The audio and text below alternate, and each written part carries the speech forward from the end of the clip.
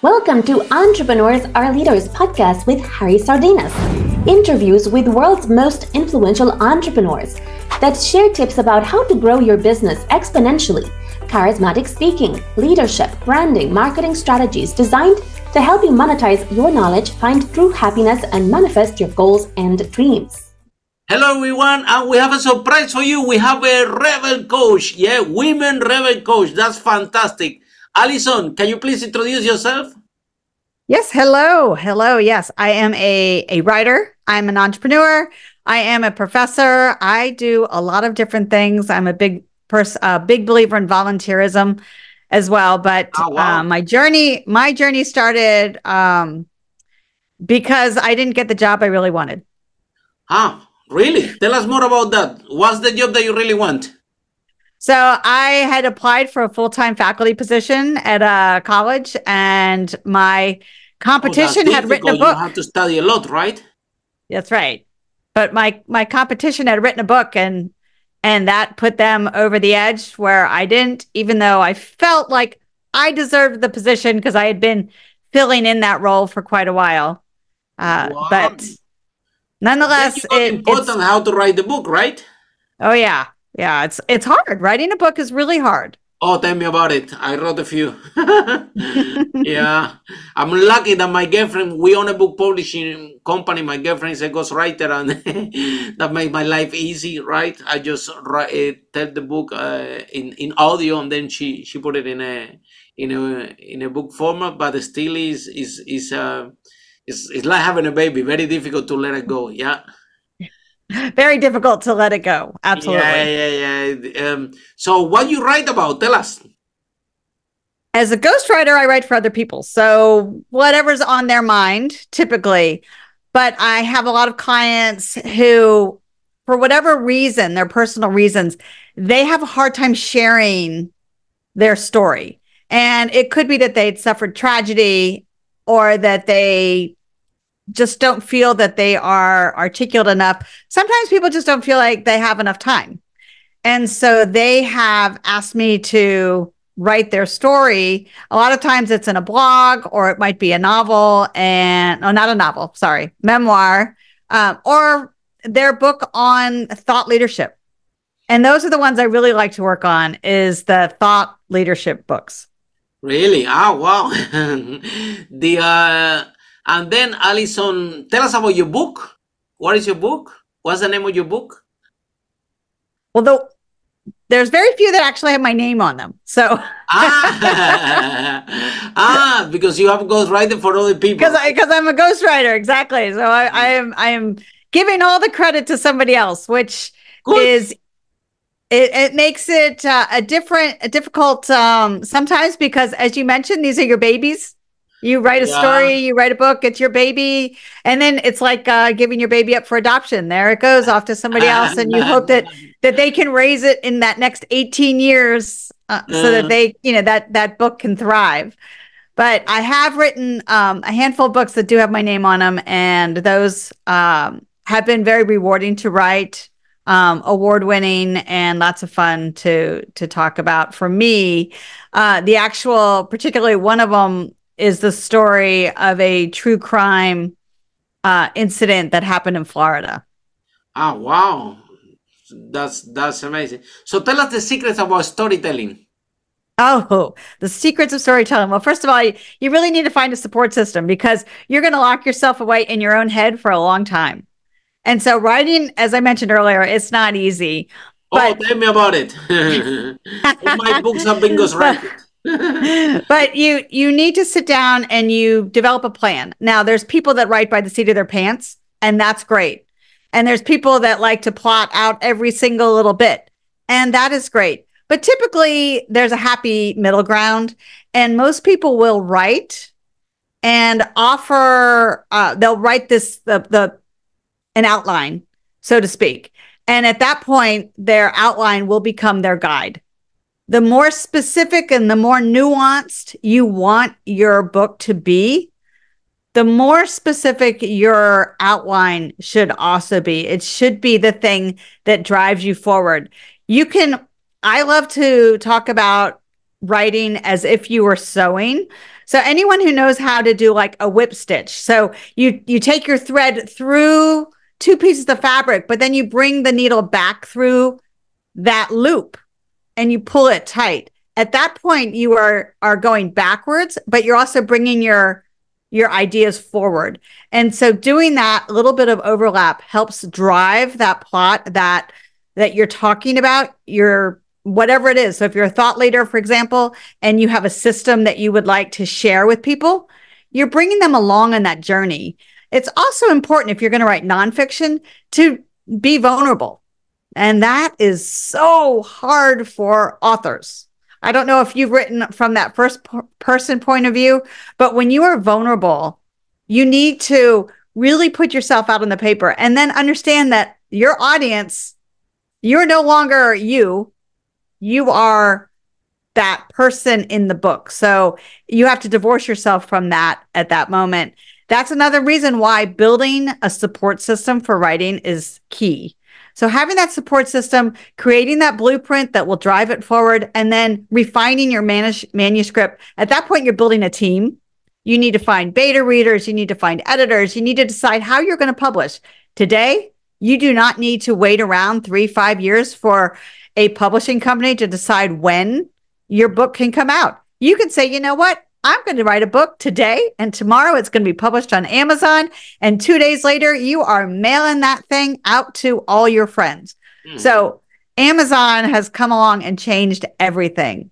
But there are vanity presses or hybrid indie presses that allow authors to participate in the publishing journey with somebody else. And they're not going it all alone, which is on Amazon. A lot of times you're going it all by yourself. And that is also really scary, kind of like walking over a bridge without supports. That would be Amazon. Yeah, I think that for me, I mean, everybody think not gonna write the book, but we do met a lot of authors that had sold millions of books. The latest one that we met was Ken Honda, the author of Happy Money. He sold over 8 million books. We have met John Gray that sold over 50 million books, Marie Diamond, a lot of people that have, some of them have been speakers at our events. And here's the thing, writing a book, everyone can do it. Writing a good book with the good content is an art, right?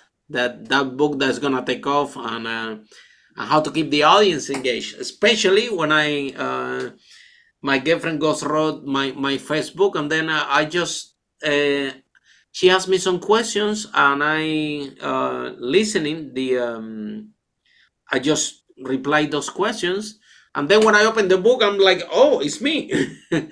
So it looks like it was me who wrote it, right?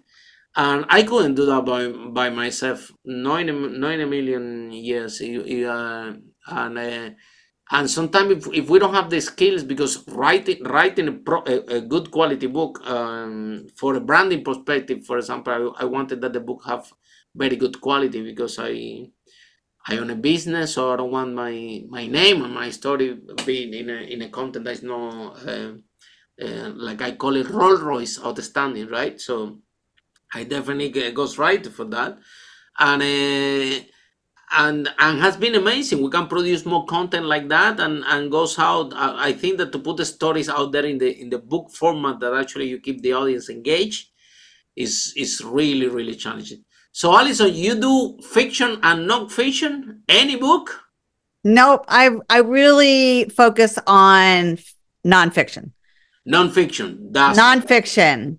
Nonfiction. Yeah. So thought leadership books, memoirs, that's my jam right there. That's why you love it. Yeah.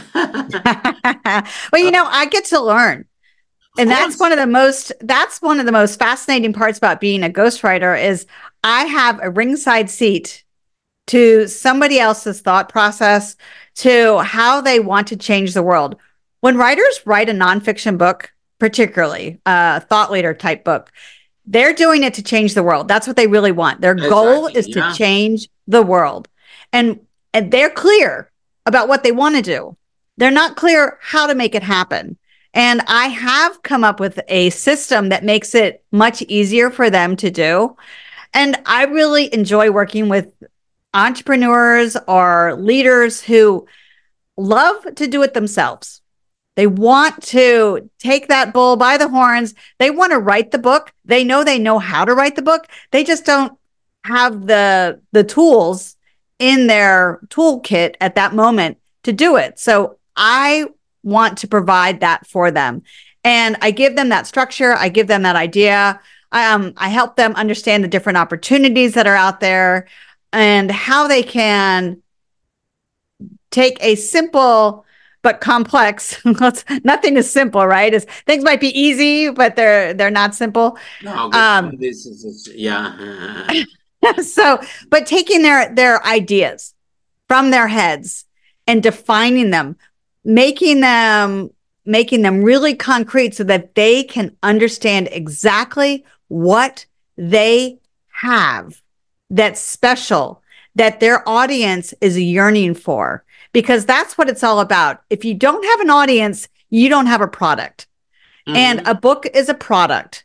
So if you're writing a thought-provoking book with the goal of changing the world, it needs to have an audience. And without making that connection with the audience, that's why you must be vulnerable, because people know they can smell BS a mile away.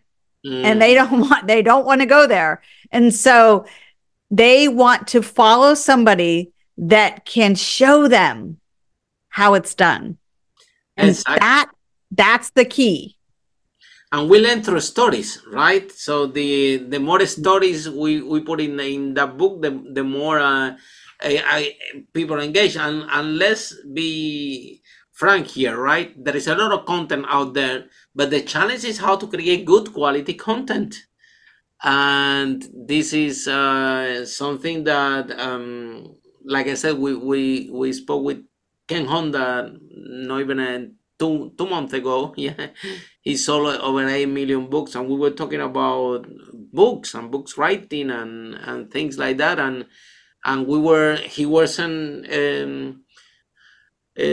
sharing with us writing, everyone can write, but how can we have that content, this good quality content that is unique to you, that the reader can enjoy? And also I think that the fact that you can help people ghostwrite the book is fantastic, because this is a big help, because I don't think that people, they are out there qualified to write a book or to write a good book. This is something that it needs skill sets, right? I'm professional. Let's face it, the biggest people in the world that we know, I don't think that the presidents and they all go write the book. People think that they write the books, they don't. All those books from I think from Donald Trump to Richard Branson to X, Y, and Z, at some point, right, it have the system of the ghostwriter. These people doesn't have time to write the book in the first place, and the book has to be written with certain engagement. So all these famous books from famous people that you see out there, that everybody think that they people wrote the book, is definitely has an assistant of a ghostwriter helping them at some point in the stage of the book, right? So why people should be ghostwrite the book? Can you tell us, Alison? I like to think that it's more like ghost editing as opposed to the ghost writing. So painful, the editing. Oh my God. The editing is so painful. But a lot of people do hire ghostwriters. It's a big commitment. When people hire a ghostwriter, it's a big commitment. There's financial and time that you need to establish that relationship. But regardless, when people hire a ghostwriter, they are giving permission for somebody else to hear their story. There's people that I've worked with people that just can't do it. We've gone down the road. We've gone 6 months, 9 months down the road, and they could not give me permission to make the story the interesting story. All they wanted to do was give me the same thing, the same 1 hour TED talk that they give every time. You know, they're the public, they already have the platform and they want to share it with everybody. And then they just give me the same information over and over again. And I can't do anything with that. But when someone allows themselves to be open and vulnerable, that's when you're going to have a good book. And you mentioned it earlier. The very biggest key is storytelling. We connect with story as humans.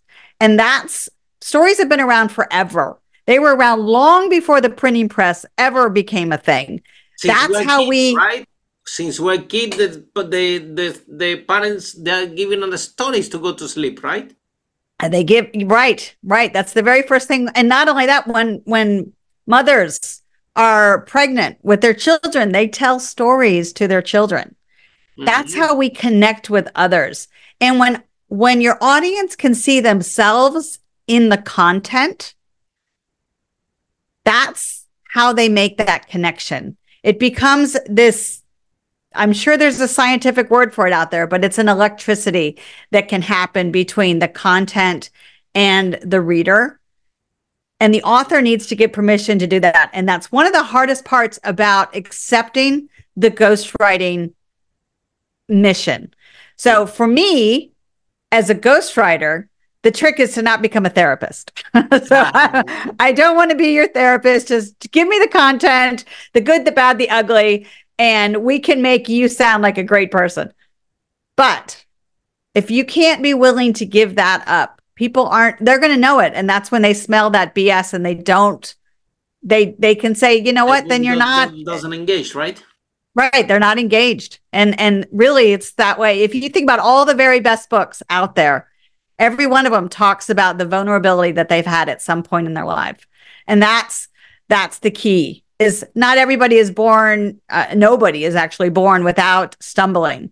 And we all learn to walk one foot in front of the other at a time from when we are itty bitties. And even now we see our favorite people and they stumble and they have moments of self-doubt. They have moments where they think, how did I get here? And why me? And those are the moments that people really relate to. So if you were going to hire a ghostwriter, you need to be willing to lay bare your soul so that the good parts that will connect with the audience can come out. Because if you don't have an audience, you don't have a book. Exactly. And then, Alison, in your view, what are the 5 steps that entrepreneurs should be doing out there to achieve the first $1 million in sales? The first $1 million in sales. Well, first of all, again, know your audience. You have got to know your audience. You've got to know your audience. You have to understand who they are and what drives them, what keeps them awake at night. How do you connect with them? So embracing that is the very first step. The second step will be finding your support system. And that could be friends, that could be colleagues, that could be a group, networking group. But finding that support system where you can meet other people, share your journey. And when you're building that network, you're growing. And that's what it's all about. So we have that idea of building that network, creating that vision. We have that vision, right? And then we take action. We take that vision, we put it front and center, we take action. And that's not always easy either. Building those steps to take more. And that's called growth. When we have growth, at that point, we have growth, we get bigger, we get stronger, we get faster. We also stumble. We also have problems. We also have setbacks, but that's called growing. I've never seen an infant that doesn't teeth and not cry, because it hurts to grow. Let's face it. But growing is really, really important. And, I would think that the final step really is celebrating joy. When you stop and you celebrate and you say, congratulations to me, congratulations to the team, congratulations to those that have helped get us to this point, you start giving back. And when you can share your joy and you can give back, more will come to you. And that's what it's all about, right? It's that you give, the more that comes back to you. It is a wonderful phenomenon, and it feels really, really satisfying. Yeah. I'm so glad that, because, like something happened to you, that's strange things that happen in life, right? That now, because someone, when you want to have that ideal job, right, got that job, not because probably you were more prepared, but that person wrote the book, right? So giving the edge, right? And now you help a lot of people to write the book. And for me, this is I think that the message that we have for all the entrepreneurs are that they all should be writing the book. To me, changed my life, right? I actually start to speak on the stages because I wrote the book, and people invite me to talk about my book, and this is how we end up speaking internationally, right? So, last message, Alison, that you have for people out there, what they should be writing the book. Oh, what should they write? Why entrepreneurs should be writing their own book?